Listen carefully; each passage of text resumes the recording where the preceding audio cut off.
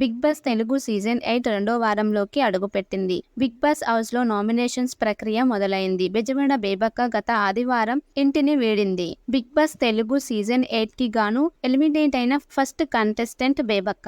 Nomination లో ఉన్న contestants ఒకరు సేఫ్ అవుతూ వచ్చారు. చివరికి నాగమణికంట, బేబక్క మిగిలారు. వీరిలో ఎవరు ఎలిమినేట్ అవుతారనే ఉత్కంఠత నడిచింది. బేబక్క ఎలిమినేట్ అయినట్లు నాగార్జున ప్రకటించారు. బేబక్క నిష్క్రమణ నేపథ్యంలో హౌస్ లో 13 మంది కంటెస్టెంట్స్ ఉన్నారు. సోమవారం నామినేషన్ ప్రక్రియ మొదలైంది. ప్రతి కంటెస్టెంట్ ఇద్దరిని తగు కారణాలు చెప్పి నామినేట్ చేయాలని ఆదేశించాడు బిగ్ బాస్. యష్మి గౌడకు మినహాయింపు లభించింది. ఆమెను ఎవరు నామినేట్ చేయడానికి వీలు లేదని బిగ్ బాస్ ఆదేశించాడు. కాగా సోనియా ఆకుల, విష్ణుప్రియ ఒకరినొకరు నామినేట్ చేసుకున్నారు. మొదట సోనియా ఆకుల విష్ణుప్రియ నామినేట్ చేసింది. అనంతరం విష్ణుప్రియ తిరిగి సోనియాను నామినేట్ చేసింది. ఈ క్రమంలో వీరిద్దరి మధ్య వాగ్వాదం చోటు చేసుకుంది. సోనియా ఆకుల పూర్తిగా విష్ణుప్రియ మీద పర్సనల్ అటాక్ చేసిందని ఆడియన్స్ అభిప్రాయం. విష్ణుప్రియ జోక్స్, డ్రెస్సింగ్, ఫ్యామిలీ అంశాలను లేవనెత్తుతూ సోనియా ఆకుల విమర్శలు చేసింది. నువ్వు అడల్టరేట్ జోక్లు వేస్తావు, బట్టలు సరిగ్గా ధరించవు, నీ చేష్టలు అసభ్యకరంగా ఉంటాయి అనే అర్థంలో సోనియా ఆరోపణలు చేసింది.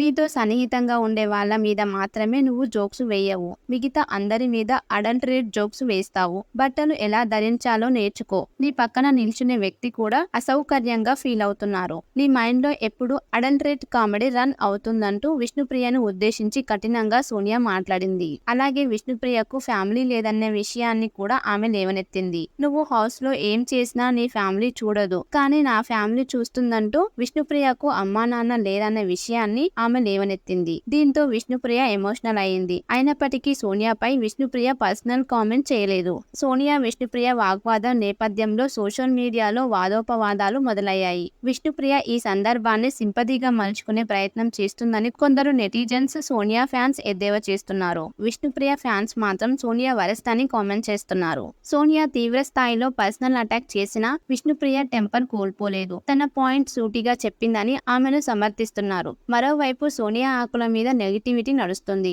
ఆమె గేమ్, ఆట తీరుపై విమర్శలు వినిపిస్తున్నాయి. అదే సమయంలో ఎంటర్టైన్మెంట్ కావాలి అంటే సోనియా వంటి కంటెస్టెంట్ అవసరమంటున్నారు నెటిజన్స్.